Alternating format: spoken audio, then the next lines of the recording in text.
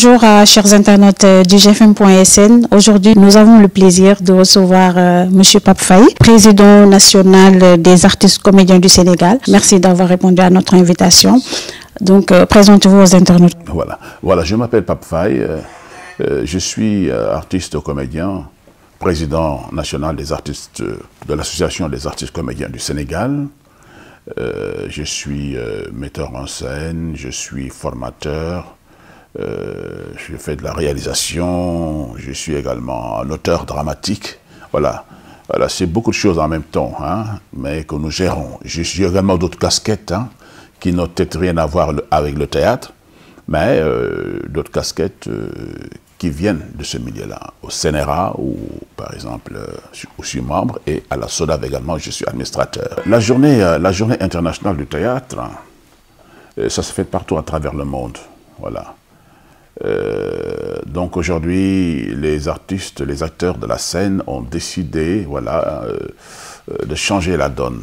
Aujourd'hui même, au sein de la famille, dans la propre chambre de l'épouse ou du mari, dans les salles de classe, on devrait fêter le théâtre. Au niveau de GFM, au niveau de la TFM aujourd'hui, vous ne devriez parler que de théâtre, rien d'autre le 27.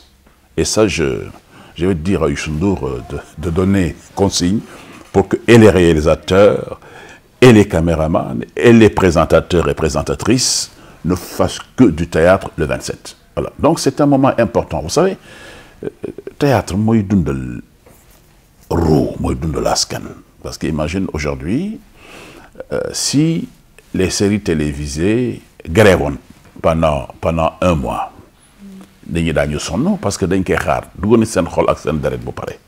Donc c'est important ñu delloo njukkal ñëpp ñi nga xamante ne dañ yëngut ci wàllu théâtre wala aada cosaan, mais principalement le théâtre dafa am solo réew fa bokk ci li koy dundal loolu ñu wax théâtre. Donc ñu ci woo ñëpp incha allah ñu bàyyi xel artistes yi comédiens yi te événement bi nag fépp lay am ci Sénégal am na ay cérémonie de lancement dans toutes les régions du Sénégal. Dans toutes les régions du Sénégal. Région boo dem le matin à partir de 9h acteurs yi ñu ngi soit dans les centres culturels régionaux di lancer journée bi suñu paree l'après-midi ñu dem def ay plateaux gratuits ku ñëw seetaan. Am na cérémonie officielle bu am Mboro, am na Sorano, am na faneen ak faneen ak faneen. Am na association des écrivains du Sénégal dans l'après-midi. Alors li nga xamante ne nag moom moo gën a neex mooy que association des écrivains du Sénégal nga xamante ne le président Alioune Badara Bèye moo ko jiite dañu def seen réunion jamono yële wees ne ma man la ñu bëggoon ma nekk le parrain national de cette journée internationale du théâtre au niveau du Sénégal. Donc mu nekk nag wax dëgg yàlla lu xéewale lu rëy ci man parce que boo demee ba ay borom xam-xam ay bindkat yu ñu ràññee ci àdduna bi parce que kenn umpaliwul ne par exemple ku mel ni Alioune Badara Bèye a été le président de la plateforme de la langue française dans les pays francophones. Voilà. Il y a le PEN national aussi ki nga xam ne jiite ko mooy le colonel Oumar Gueye di ay bindkat yu mag ñee nag man la ñu tànn pour def ma le parrain. Alors donc dafa nekk lu rëy moo tax ARCOS bi nga xamante ne moom laa jiite nekk dans les 14 régions et départements du Sénégal ñoom moom bés bi ñoom ñoo ko moom rawatina nag ARCOS bu Dakar nga xamante ne may seen njiit ak bu Tëngéej ak bu Rufisque ak bu Pikine ak bu Guédiawaye tout le monde voilà. Donc bés la boo xamante ne bi ce sera le 27 mars à partir de 15h30 à Kër Birago. Pape Faye la ñuy parrainer journée bi ñu ci woo askan wi yëpp loolu c'est seulement pour le 27 am na nag beneen événement bu gën a rëy boobu sax d'ailleurs boo xam ne enfin pas gën a rëy mais bu toll noonu ci maxama boobu le 28 la am. d'accord donc ñu lay sargal aussi ci li nga xamante ni ci même jour boobu noonu ma bëggoon xam tey lan ngay yëg sa yaram looy sentir. mbégte parce que bu ñu xoolee tous les comédiens qui sont dans ce pays-là ñu tànn la def le parent journée bu toll noonu ah nga xam ne adduna bi yëpp moo koy fêté dafa nekk loo xamante ne dafa dépassé ku ma ko yëgal dañ ne loolu waruñu koo raté dégg nga c'est un événement d'une très grande dimension. dana am exposition dana am ay témoignages dana am ay spectacles ay extraits de spectacles ci ay textes yoo xamante ni bon man maa ko bind ay pièces de théâtre ou bien de la poésie waaw am na yeneen artistes yoo xamante ni dañ yëngu ci wàllu musique comme waa Sorano am na ñeneen ñoo xamante ne ñi ci leneen lay yëngu daañu ñëw itam def seen contribution ak borom xam-xam yoo xamante ni bind nañu déjà ay témoignages yu am solo su ma ko liree sax sama yaram dafay daw. Parce que je me demande, véritablement, est-ce que je mérite ça? Je ne sais pas. En tout cas, ils ont fait des choses fantastiques. J'en pleure quand je lis ça. Je dis, mais les gens, ils sont extrêmement généreux, quoi. ku baax rek def lu baax am lu baax donc évolution théâtre bi nan nga ko gisee. parce que gisatuñu ay théâtre sur scène ay téléfilm la ñuy gis ay réalités yoo xamante ne peut-être qu'il y a beaucoup de critiques dedans. waaw théâtre sur scène damay wax toujours que ne téléfilm yi ñoo ko xaw a. ñoo ko xaw a deewul sax théâtre mënul dee xam nga parce que même bu cinéma télévision yëpp deewoon théâtre day dund waaw parce que même le théâtre on en fait jusque dans sa propre demeure dans sa maison voilà mais engouement bi nga xam ne moom la téléfilm yi am aujourd'hui théâtre sur scène bi amoo ko parce que le problème mooy que ni nit ñi pour dagg billet dem seetaani spectacle c'est un problème xam nga mais ñi création yi ñi ngi fi du jeex il y a beaucoup de festivals qui se passent partout chaque mois di nga dégg un festival de théâtre Guédiawaye am na lu ñu préparé au mois d'avril am na beneen compagnie également buy préparer festival boo demee à Thiès à Diourbel un peu partout il y a tout le temps des festivals de théâtre bi mi ngi dund c'est que aujourd'hui télévision bi série yi dégg nga ma ñoo xaw a occuper place bi voilà mais le théâtre en tant que tel le théâtre dëggantaan n'est pas fait pour la télévision le théâtre c'est fait pour la scène. Exactement. Alors ce qu'on fait d'ailleurs à la télévision c'est même pas du théâtre hein. ñii dañuy confondre théâtre ak téléfilm c'est pas la même chose du tout on peut justement prendre des acteurs des comédiens confirmés yoo xamante ni ils sont sur la scène scène la ñu xam ñu ñëw dugg ci série yi ci cinéma bi ñu jàppale gars ñi mais ce n'est encore une fois ce n'est pas du théâtre parce que kii def théâtre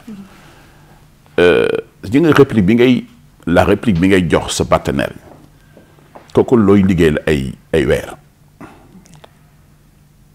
du benn phrase bi ngay ekkati jox sa partenaire ay weer nga koy liggéey moo tax au théâtre amul je reprends au contraire quand il s'agit maintenant des téléfilms ak yooyu moom quand c'est pas bon on te dit reprends ouais plan bi baaxul voilà il faut un contre-plan un contre-jour dafa am nii dugg na fi génn fi ou bien tu as mal articulé c'est pas bien centre théâtre amul loolu yow boo xasee nekk sur la scène moom pare nga moom. d'accord donc tey lan nga xalaat ne mooy nekk solution yi parce que gisatuñu ay cinéma yi presque dañoo dee bëreetu ci Sénégal boo waxee Magic Land wax Canal amatul.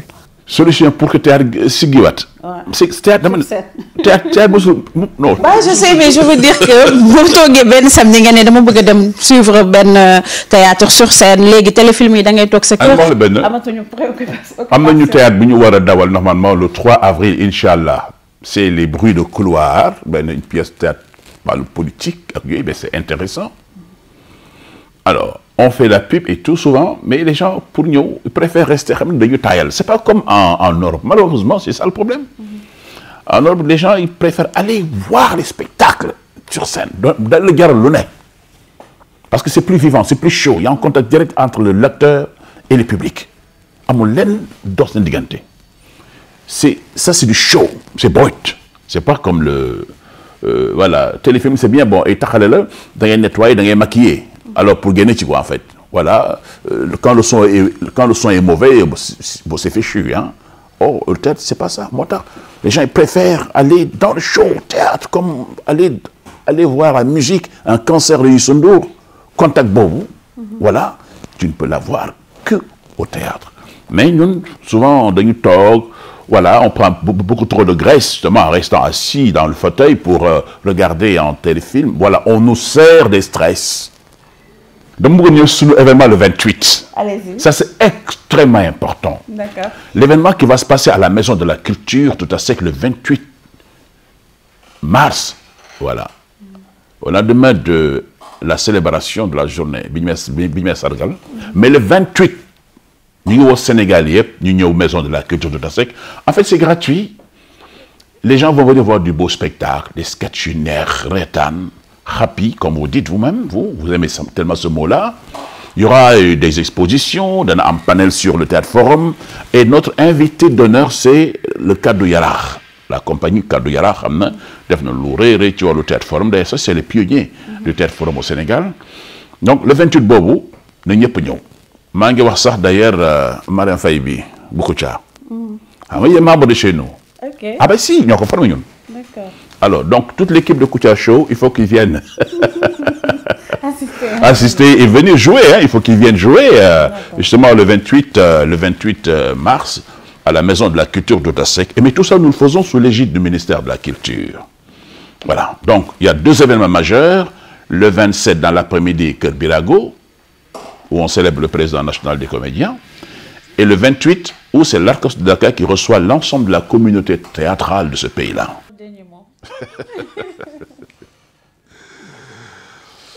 Bon, mon dernier mot, c'est que je voudrais que tout le Sénégal, nous qui évoluons dans le secteur du théâtre, parce que journée Bob nous quoi qu'on dise, nous, artistes comédiens, nous avons dit nous avons 20h budgété, voilà, après 20h, nous avons un salon, 17 ans, les artistes du jouet. Quand on a dit artiste le 27 mars, toute la journée, allez au théâtre, allez à Dotasek dans l'après-midi, c'est libre. Venez à Kër Birago le 27 dans l'après-midi. Le 28, nous sommes au niveau de la Maison de la Culture Dotasek. Voilà, c'est spectacle ouvert à gogo et ñëpp a ngi ci biir. D'accord. Internet IGFM ñoo ngi leen di jaajëfal ñoo ngi nekkoon ak ki nga xamante ni moo di Pape Faye jërëjëf. Merci bien.